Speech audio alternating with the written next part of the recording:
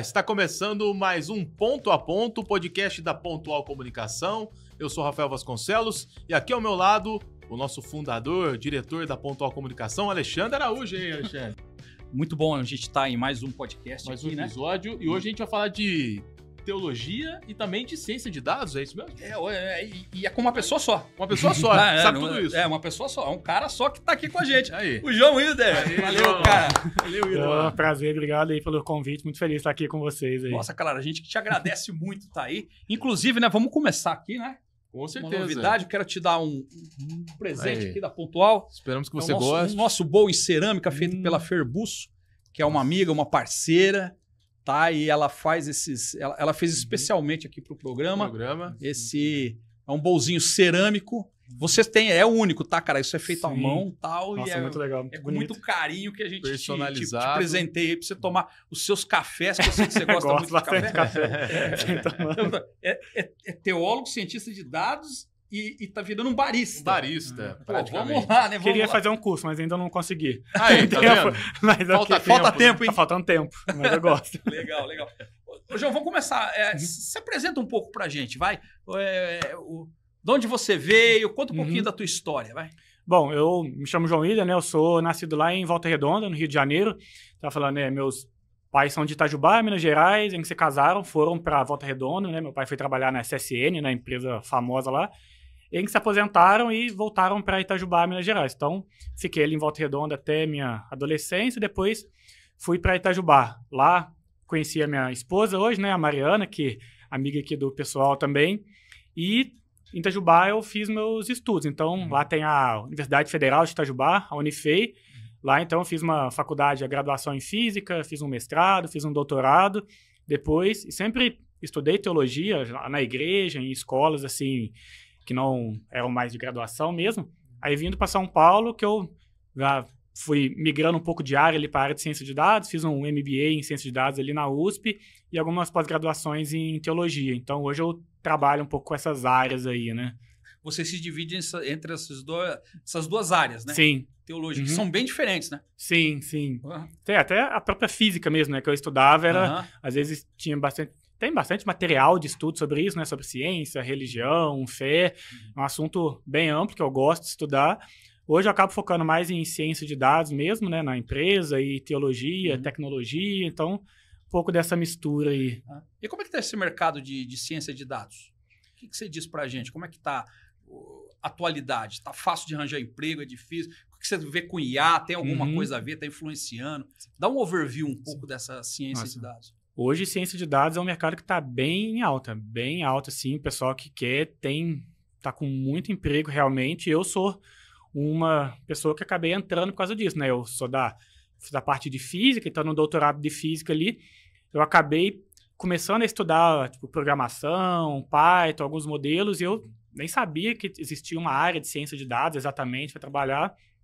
E no final do doutorado eu fui descobrindo que existia essa área, existia ali, que tinha muita oportunidade, então eu acabei migrando um pouco e acho que a maioria das pessoas que eu conheço que são da área de matemática, física, umas áreas mais de base, foram para a área de ciência de dados, porque a área acadêmica no Brasil é uma área que sempre teve pouca vaga, né? Você trabalhar na Universidade Federal, concurso, sempre muito difícil, e agora está ficando cada vez mais difícil ainda você conseguir vaga. Então, a maioria do pessoal que eu conheço migrou e hoje, se você for ver, ainda tem muita vaga aberta para essa área de ciência de dados. Então, com IA, agora com ChatGPT, linguagem generativa, realmente é uma área que o mercado está bem aquecido para isso. Nossa. E a questão da teologia, como é que isso entrou na sua vida? Quando eu nasci, né, meus pais já eram cristãos, frequentavam uma igreja na Volta Redonda, Assembleia de Deus. Então, já nasci, já era... Eu digo assim, eu não era cristão, eu já estava ali no meio, mas ao longo do tempo a gente vai querendo entender realmente as coisas. Então eu estava ali, tive meu momento de, não, tipo, eu nasci, cresci aqui, mas eu escolho por mim mesmo estar aqui, é isso que eu acredito, é isso que eu vou seguir para minha vida como um cristão. E com esse intuito, eu sempre fui meio curioso, comecei então a estudar teologia, tinha cursos na igreja, cursos fora, e eu fui estudando e quando chegou ali na época da faculdade, eu senti esse interesse de ir para uma área mais científica que tivesse a ver com teologia também. Falei, nossa, tem bem essa discussão lá, sei lá, quem criou o mundo, de onde que o mundo vem, o planeta e não sei o quê. Então me chamou muito essa atenção, foi um dos motivos por eu ir para a área de física, por ter muito essa junção ali com teologia. Aí quando eu fui para a faculdade, estudava e sempre estava estudando teologia, então hoje continuo cristão, indo na igreja, né, frequentando uma igreja local ali, que a gente chama, e estudando teologia. Então foi meio que, me fala, né, eu já nasci nisso, mas eu escolhi isso também para minha vida, né. Puxa vida, que fascinante. Você falou uma coisa curiosa. Dentro da teologia, qual que é o grande dilema dentro da teologia hoje? A grande dúvida, o grande porquê? Acho que geralmente tem umas perguntas que é o que envolve todo mundo, né? Vai falar assim, Deus existe, se Deus existe, de onde que ele vem, né? Ou uma pergunta mais pessoal, né? Antropológica, de onde que eu vim e para onde que eu tô indo. Essas e que seria talvez um problema mais específico, né? O problema do mal, né?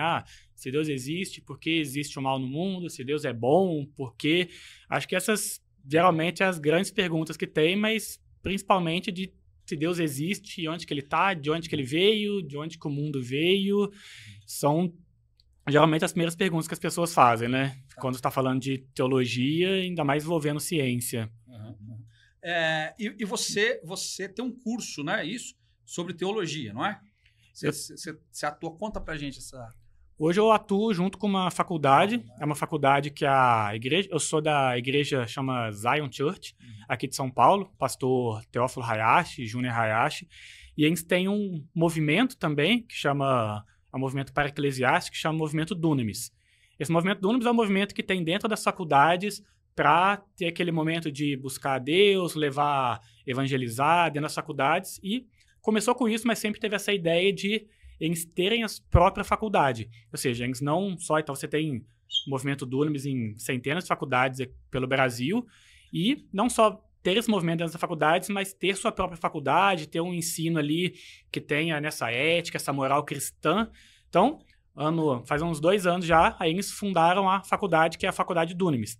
Então, lá tem curso, todos os cursos, né? Tem curso de RH, de gestão, contabilidade, tem curso de teologia, tem curso de tecnologia.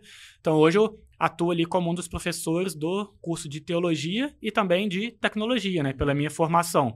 Aí, estou sempre ali gravando aula, dando tutoria para os alunos, conversando, sempre minha área de atuação é mais essas duas ali dentro dessa faculdade. São aulas online? A maioria das aulas são aulas gravadas, então uma parte do curso é gravada, então... no Instagram lá, às vezes tem uns vídeos meus lá, sempre gravando algumas aulas, e tem as partes ao vivo também, então tem algumas aulas ao vivo, tem algumas tutorias que a gente fica ali conversando com o aluno, tirando dúvida, bem aquele momento, assim, o que você não entendeu? Tô aqui, pergunta o que você quiser. Então, tem esses momentos com os alunos ali de tutorias, e tem algumas outras programações também ao vivo ali, então a gente chama de Revival Nights, então, alguns momentos de culto mesmo com os alunos. Então, tipo, tem... toda segunda-feira, uma segunda-feira do mês, tem um momento de ter um culto que é transmitido e que os alunos participam. Então, além dessa parte acadêmica, tem, vamos dizer assim, essa parte religiosa também, de conversar sobre Deus pelo o princípio ali de ser uma faculdade cristã, né? Cristã carismática. Entendi. Bacana. Bom, saindo um pouquinho da teologia, voltando para a ciência de dados. A gente falou dos desafios da teologia, mas qual que é o principal desafio hoje da ciência de dados no mundo tão tecnológico, ChatGPT, como você bem disse, as AIs por aí? Como é que funciona isso? Ciência de dados, uma grande dificuldade que a gente tem, e parece meio bobo, mas é você ter dados para você trabalhar. Então, tem uma frase antiga que fala, né, que dados é o novo petróleo.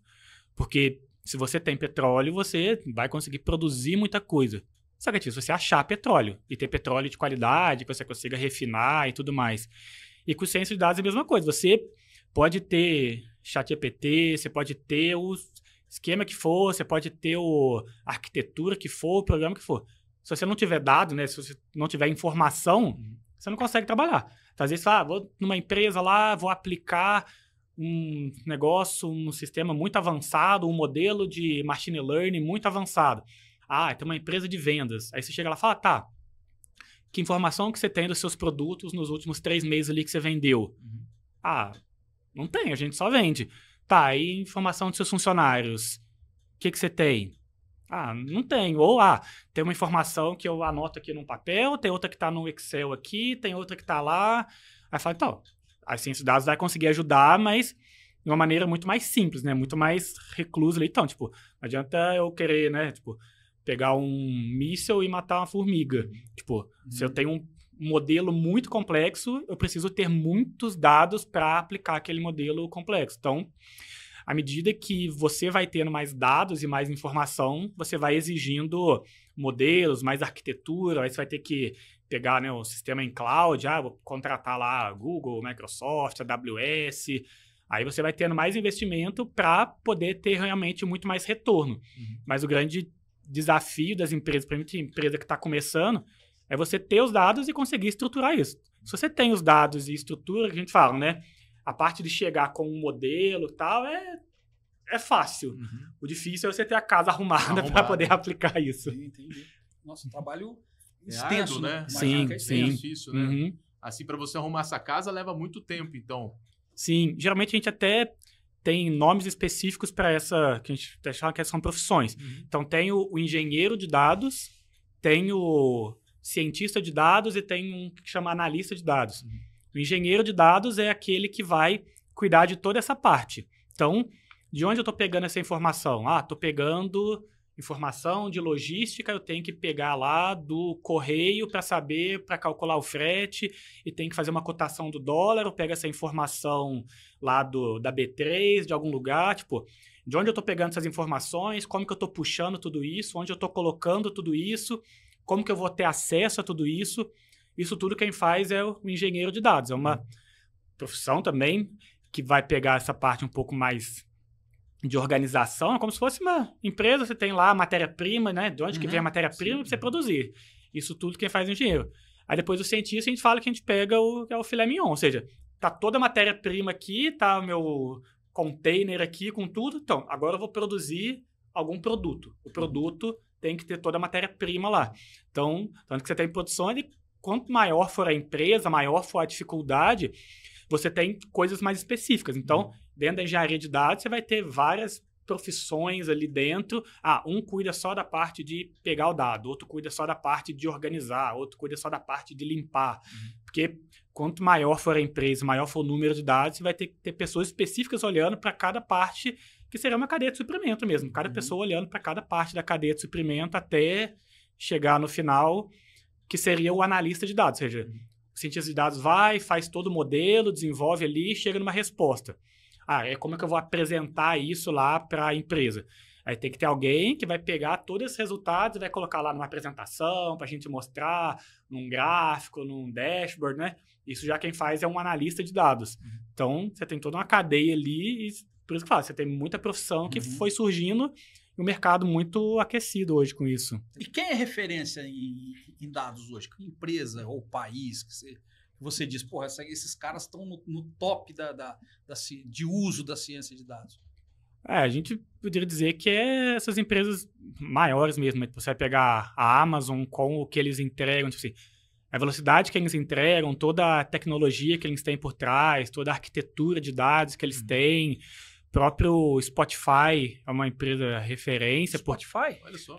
Porque você vai entrar lá, você tem a recomendação das coisas. Então, tipo, esse sistema de recomendação.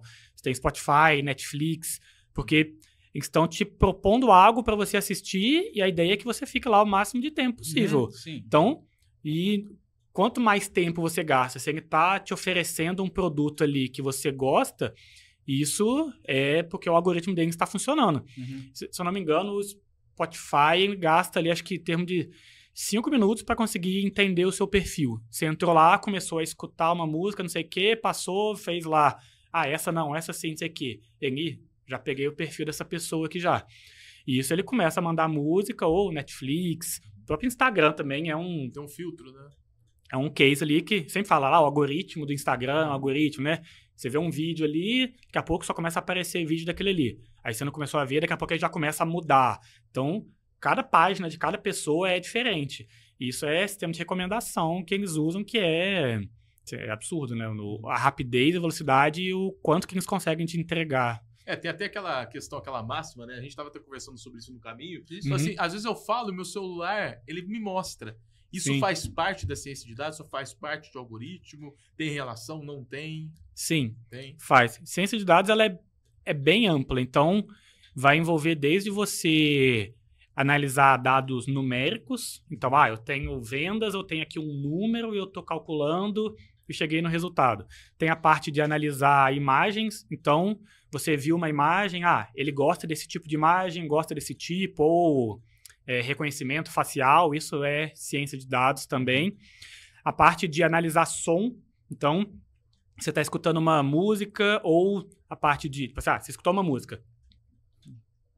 Por que ele gostou dessa música? Essa música tem isso aqui que essa música tem também. Então, eu vou te recomendar uma música que é parecida.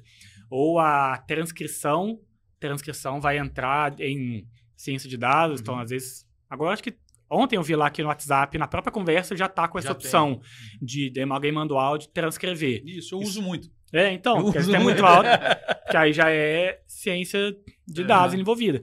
E também quando você fala. Então, da mesma maneira que você manda um áudio ali, ele vai transcrever e vai reconhecer, quando você fala alguma coisa, dele escutar, fazer essa transcrição, que já é uma outra parte dele entender o significado daquilo que está falando. Ou seja, você falou aquilo, então você vai fazer uma análise gramatical, mas uma análise semântica também de, você falou essa frase aqui, essa frase significa isso, aí dá para classificar, tipo, a pessoa fez uma postagem no Instagram, teve 1000 comentários. As pessoas estão mais xingando ou estão mais elogiando? Como que tá? Você consegue fazer uma análise dos comentários, uma análise semântica. Aí geralmente até não. A maioria do pessoal tá elogiando, a maioria do pessoal tá reclamando, o pessoal tá falando sobre isso, sobre aquilo. Porque você não consegue olhar de comentário por comentário. Tudo isso é a área de ciência de dados. E por isso que eu falo, cada área é uma área muito específica. Então, se você tem uma empresa grande, você vai ter equipes focadas em cada uma dessas áreas ali para poder fazer tudo, né? Uma pessoa só não vai conseguir ser especialista em tudo isso, porque cada área é uma coisa muito vasto, né? Que você pode fazer. O que tá vindo por aí em tecnologia que você fala, cara, isso aqui tá estourando, que a gente não saiba ainda. Isso aqui tá estourando e tá te chamando a atenção. Hoje. Acho que tem muito a produção de material por IA. Então, que tem misturado, então a gente está até comentando, tipo, você vai produzir texto por IA, isso fazendo de forma muito mais... A gente já teve um boom tremendo com o ChatGPT, de você produzir textos, mas cada vez mais você consegue produzir coisas de maneira automática. Então, produzir texto, produzir livros inteiros, ainda você tem uma limitação da quantidade. Então, você produzir um livro inteiro, você produzir música através de uma inteligência artificial, você conseguir produzir a parte de texto, música, vídeos. Então, tem muito... você viu esse vídeo aqui, estão ficando cada vez mais realistas. Então, tem muito filme que, às vezes, uma grande parte do filme foi feito por IA. Você não tem mais um ator pulando e todo aquele cinematográfico, assim, de efeitos especiais, vai sendo feito por IA. Até atores. Então, a gente até estava na empresa lá que trabalha fazendo, você vai, pega uma pessoa, tira uma foto dela e ela experimentou essa roupa aqui. Vou colocar lá. Tá, mas agora eu preciso que ela experimente mais 50 roupas. Não, eu tenho uma foto dela e tenho uma foto da roupa, pronto. Vou colocar lá, vai ter ela vestindo todas as roupas, ou às vezes eu não preciso nem, não preciso nem do modelo. Eu vou lá, crio um modelo em IA, pego a foto da roupa e tenho uma foto de um modelo usando a roupa que parece super realista. Então, acho que essa produção de material com IA, que é das LLMs, né, que o ChatGPT está incluído nisso, esse tipo de modelo de inteligência artificial, é algo que está realmente impactando muito, porque você consegue produzir muito mais material e com muito menos tempo, menos custo, e a qualidade, às vezes, acaba ficando melhor do que estava sendo feito antes. João, qual que o que você poderia indicar para as pessoas em termos de IA, em termos de aprender mesmo, né? Você tem alguma indicação, algum curso, algum aplicativo, onde as pessoas podem começar a se familiarizar com IA de uma maneira geral, né? Quem está no mercado, sim, né, sim. na verdade? Hoje a gente tem um negócio muito fértil na internet para estudar. Eu falei, né? Eu estava no doutorado, fazendo um doutorado em física, comecei a estudar Eu falei, bom, onde que eu vou estudar? E ter essa transição, né? Doutorado em física para ciência de dados. Porque quando eu comecei a trabalhar, eu ainda não tinha feito o MBA. Então, o que eu fiz? Basicamente, eu entrei na internet, procurei todos os cursos que tinha para fazer, gratuito e que tinha certificado. E tem muito curso. Aí chegava lá, eu mandei os currículos, chegava no meu currículo lá, tipo, tinha 30 cursos de Python. Nossa, onde você fez isso? Na internet, de graça, e curso com certificado. Aí, no caso, eu dava preferência para os que tinham certificado para poder colocar no meu currículo. Mas no YouTube, até hoje, eu consumo muita aula no YouTube. Sabe? Eu estava vindo para cá, eu estava escutando aula no YouTube de um curso que tem lá. Então, acho que YouTube, você tem muito material de graça. Na internet, você colocar lá no Google, você vai ter muito material de graça, curso de graça, para você conseguir fazer. E tem alguns cursos que aí você já começa a poder pagar alguma coisa. Então, você vai ter curso na Udemy, que é um lugar muito bom de fazer curso. Tem a Alura, né, que é uma plataforma para você poder fazer. São cursos rápidos, aí você vai pegando microcertificados até chegar a um certificado grande. E depois tem, né, você fazer uma graduação, você fazer uma pós-graduação, aí você vai aumentando o nível ali a parte acadêmica mesmo. É o caminho do interesse, né? Sim. O cara tem que ter aquele interesse, aquela vontade, ele consegue, né? Mas o material, ainda mais com IA hoje, com o ChatGPT, você entrar lá, você vai ter muito curso lá. Como que eu mexo no ChatGPT? Como que eu entro lá? O que eu posso fazer com o ChatGPT? Então, tem várias maneiras de você entrar para quem não tem dinheiro, né? Que não quer pagar nada. E, assim, geralmente, muito curso pago, você tem um curso que às vezes é até melhor que tá de graça no YouTube, por exemplo. Às vezes eu dou preferência para um curso ali, às vezes até pago, para ter um certificado para colocar no currículo, mas depois que eu já tenho aquilo no currículo, conhecimento você tem muito hoje ali. Hoje a dificuldade, na verdade, é o inverso. Você conseguir selecionar alguns cursos para poder estudar, porque tem muito material. Você tem um para indicar para a galera? Tem um de Python que eu fazia, que é do Gustavo Guanabara, que é um curso de Python bem famoso que o pessoal estuda. Tem da Alura, tem um que é... Acho que se você entrar lá no python.com, tem alguns cursos lá que são de ciência de dados. Tem... Eu vou falar de novo da Alura, porque acho que é talvez o mais barato que tem ali para quem está fazendo. E tem curso sobre tudo nessa área de ciência de dados. Vamos falar de equilíbrio emocional. Hoje está todo mundo falando muito de equilíbrio emocional no trabalho. Parece que a galera, principalmente depois da pandemia, né? Parece que, né? Questão de ficar muito tempo em casa, parece que está meio... A gente tem sentido, né? Nos nossos clientes, inclusive, é uma reclamação geral dos RHs, né? Como lidar com esse emocional das pessoas, né?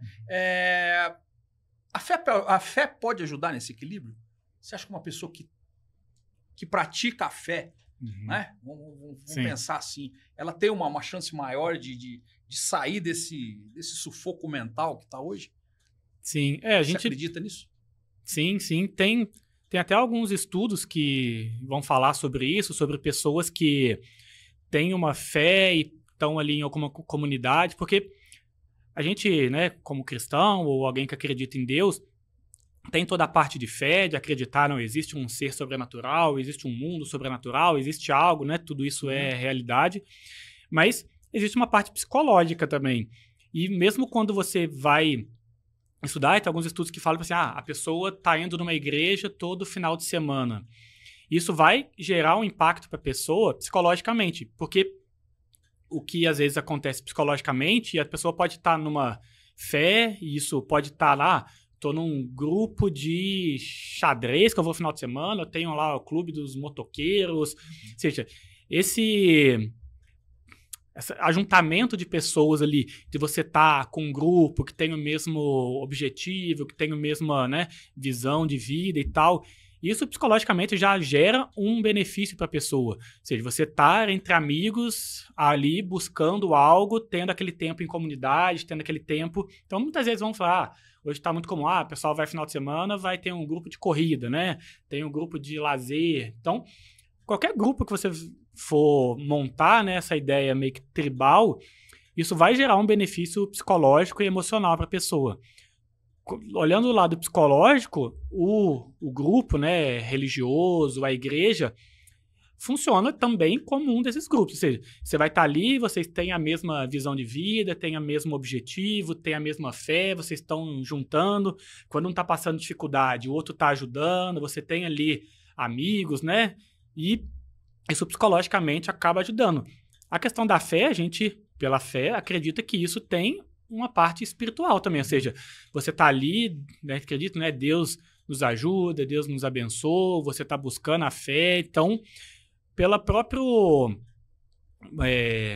motivo ali de você acreditar que existe uma vida eterna, você acreditar que existe alguém que está cuidando de você, que está te levando para algum lugar, alguém que está preocupado com você, isso naturalmente vai te levar para ter uma melhor qualidade de vida, melhor, né, estabilidade emocional. Você ter esse momento. Então, você vai ter a própria prática da oração. Eu vou orar e falar com Deus, vou tirar ali 1 minuto.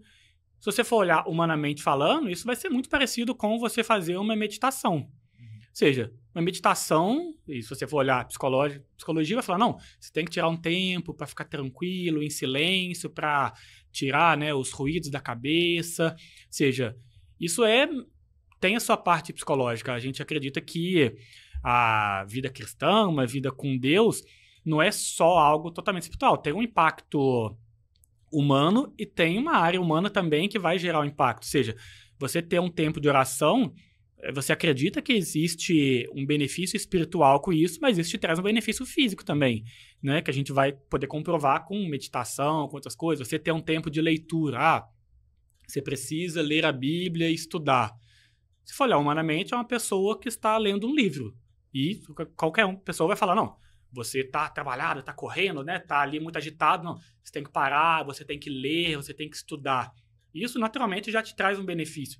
Então, mesmo se você tirar toda a parte espiritual, isso vai te trazer um benefício muito grande, que é o benefício de saúde emocional, saúde mental. Por isso que você vê alguns estudos que vão falar, depois eu posso até mandar os estudos, né? Sim. Que vão falar que você está inserido numa igreja, a porcentagem de pessoas que têm uma vida melhor emocionalmente, são mais equilibradas, é muito maior do que alguém que não está em lugar nenhum, né? Não acredita em nada ou não participa de nada disso.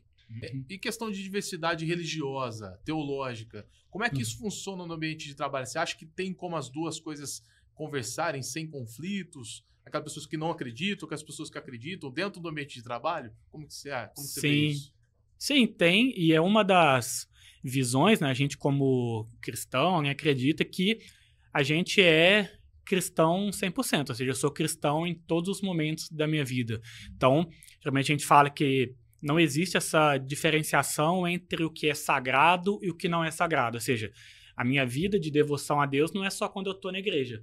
Quando eu estou trabalhando, eu continuo sendo um cristão, eu continuo sendo a mesma pessoa. Eu não, agora eu não sou mais cristão, agora eu sou uma pessoa que está trabalhando. Não, tipo, o que eu faço ali é um trabalho para Deus também, né? A gente realmente tem essa parte de estudo que chama teologia do trabalho, né? Se for olhar lá para Gênesis, antes do pecado, o homem já estava trabalhando, ou seja, o trabalho, né, faz parte da vida do homem. Então, e a gente acredita que isso tem que coexistir ali no ambiente de trabalho. Então, da mesma maneira que eu espero que outras pessoas vão ter respeito com a minha fé, não. No tempo de almoço, eu vou ter 1 hora, eu vou tirar um tempo aqui para ficar sozinho, para ficar no meu canto, para fazer uma oração, ou eu vou juntar um grupo. Não, a gente tem uns amigos aqui que a gente gosta de juntar aqui no cantinho e fazer a nossa oração no período de almoço.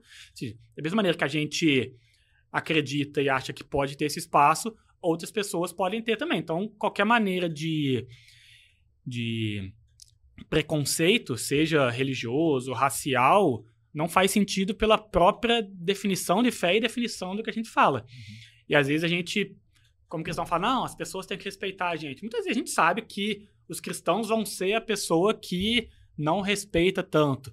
Eu estava até comentando antes, às vezes é mais comum, né, o Brasil, por ser um país de maioria cristã, né, se juntar católico com os evangélicos, às vezes é mais comum, a pessoa está ali no ambiente de trabalho e ela vai fazer uma oração. Você ainda tem muitos lugares que isso é proibido, às vezes escolas, semana eu estava vendo uma escola que eles estavam proibindo um grupo de alunos de ter um momento de oração no intervalo, só que não era permitido.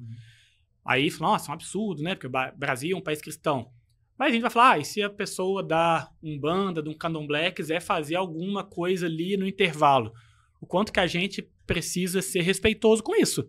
Que bom, eu vou ter que respeitar da mesma forma, mesmo que eu não acredite, faz parte da minha religião, não faz parte ali do que eu, né, vivo, da minha vida devocional, mas precisa existir essa diversidade e respeitar o outro. Então, eu vou defender a minha fé, né, defender no sentido de, tipo, não, eu acredito nisso, é isso, pronto, não preciso falar, pô, tá, não, você faz, tá, tudo bem, tipo, porque aí vira um ecumenismo. A ideia, eu não tô falando de um ecumenismo, tipo assim, eu acredito, acho que o que você tá fazendo não é de acordo com o que eu acredito, mas tudo bem, você tem o direito também.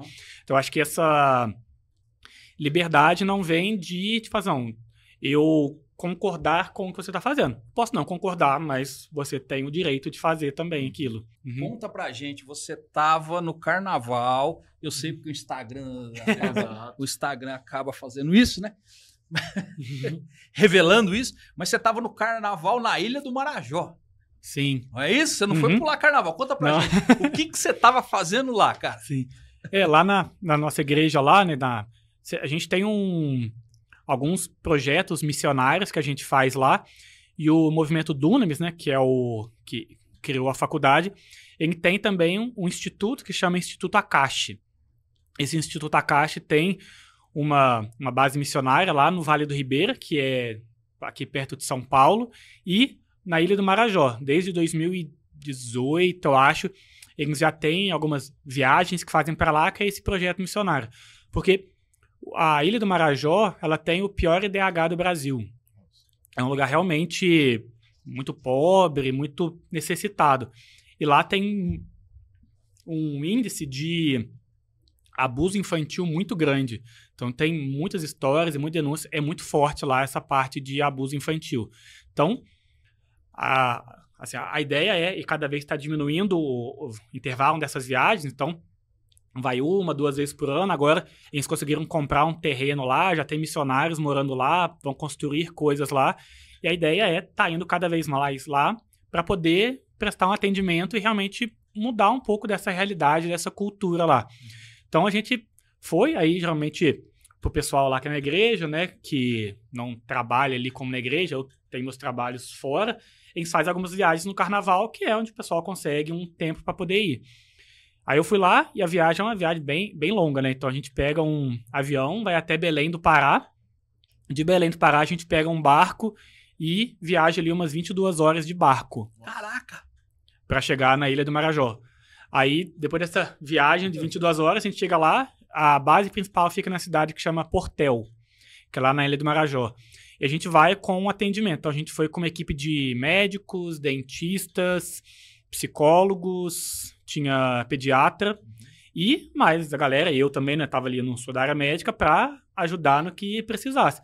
Então, a gente ficava ali atendendo as pessoas, a gente conversava, né, tipo, o pessoal dava remédio, dentista trabalha lá incansavelmente, né, fazendo às vezes extração, recuperação de dentes e trazendo também a mensagem que a gente acredita que é a mensagem do evangelho. Então, a gente conversava, orava, dava remédio, orava de novo, fazia alguma coisa, orava mais um pouquinho, sempre trazendo isso e tentando trazer esse impacto. Porque isso é um pouco da visão que a gente tem, porque não é que a cidade não tem nenhuma igreja e não é. Tem igrejas, tem movimentos, tem pessoas que já vivem lá. Mas, infelizmente, a mentalidade é uma mentalidade diferente que a gente acredita. Tipo assim, não, eu sou crente, mas, pô, eu vou cuidar da minha casa, vou deixar as coisas aqui arrumadinhas, né? A cidade em si. Ou seja, você entender que esse evangelho não muda só a minha vida, vai mudar tudo. Ou seja, eu estou no meu trabalho, eu como cristão, vou ser um cristão no meu trabalho, vou fazer da melhor maneira o meu trabalho, vou cuidar da minha casa da melhor maneira, da cidade da melhor maneira, de onde eu estiver. Você vê que às vezes não tem muito isso lá. Então, se a pessoa é cristã e continua fazendo tudo da mesma maneira, não, mas agora eu sou crente e o resto continua da mesma forma. Não, a gente acredita numa transformação Total. Então a gente esteve lá, a gente ficou 5 dias lá, a gente passou em algumas bases missionárias, passou na casa lá de uma população ribeirinha, então a gente foi com barco, depois pegava um barco menor, que esses pedaços, o barco grande não conseguia chegar, ia de barco, que esse pessoal não consegue ir lá até onde é o atendimento, fazer o atendimento, então você infelizmente vê ali, sei lá, tinha uma casa de madeira lá, tinha provavelmente umas 16 crianças lá dentro, onde caberiam provavelmente 5 pessoas. E foi até curioso que tinha um bicho preguiça, né, amarrado num poste. Aí falou, nossa, o que é isso aqui? Ah, não, isso aqui vai ser o nosso almoço hoje. Que é um bicho preguiça que estava ali amarrado.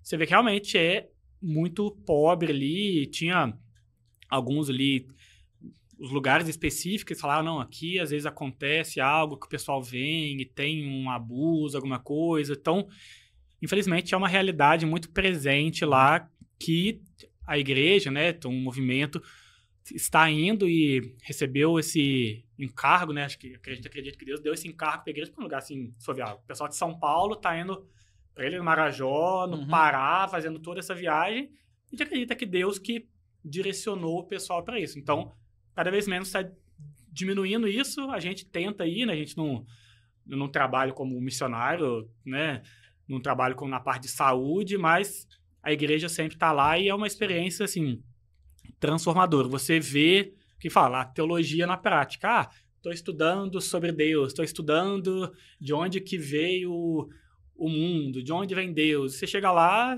você não vai conseguir ficar conversando isso com uma pessoa que está doente, está com fome, está com necessidade. Ou seja, é uma teologia muito prática que você vai viver e falar, não, a pessoa está necessitando de alguma coisa, eu preciso ajudar ela.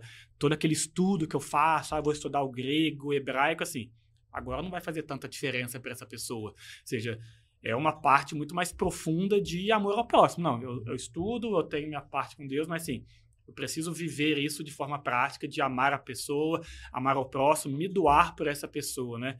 Então, assim, foi a primeira vez que eu tive a oportunidade de fazer essa viagem com a igreja para lá e é uma coisa assim que mexe muito com a gente. A vontade é de voltar mais vezes para poder ajudar mais. Eu sempre falo pro pessoal da igreja que ainda não foi, ou você não necessariamente precisa ser um cristão para ir. Sim. Assim, tendo oportunidade, vá, porque muda muito. A gente fica acostumado que a gente está aqui, na vida em São Paulo, correria e tal, e não... Às vezes até dentro da igreja mesmo. Tô aqui dentro da igreja, tô fazendo, tô ajudando, mas você ter contato com isso realmente muda muito a mente, a visão de mundo. Rafa, empolgante, hein? Empolgante, muito vamos legal, pegar esse bonde aí. Vamos lá. Vamos fazer um podcast lá, tá vendo? Da galera, vamos contar essa história. Boa. Ô, João, imensamente obrigado. Infelizmente, a gente tem pouco tempo, né? Pois é. A gente ficaria aqui a tarde inteira falando com você. Mas muito obrigado por ter atendido o nosso convite, tá? E ter explicado um pouco da tua vida, do que você pensa. É muito legal pra galera. A gente fica imensamente agradecido, tá? Verdade, deixa suas redes sociais pro pessoal, quem quiser entrar em contato com você, falar contigo. Sim, se quiser, pode me seguir no Instagram lá, o meu nome, joão.ider, I-D-E-R, só isso, joão.ider, você entra lá, às vezes eu faço uma indicação de livro, publico uns vídeos lá, tô sempre por lá postando algumas coisas. Legal. Da faculdade que você faz, se as pessoas quiser participar, qual que é a faculdade chama Faculdade Dunamis. Então, Dunamis. Tá. Se você procurar no Instagram, você vai achar lá, faculdade.dunamis. D-U-N-A-M-I-S. Dunamis. Então, você consegue achar lá também. Tem muito curso legal lá para quem tá buscando conhecimento. Valeu, cara. Muito obrigado mais uma vez e sucesso. Valeu, obrigado. Eu que agradeço aí. Um prazer estar aqui com vocês. Obrigadão, João. E mais uma vez, esse episódio vai estar disponível em todas as plataformas. Você confere também todos os outros episódios, né, Alexandre? Tem vários aqui na nossa playlist. E até a próxima.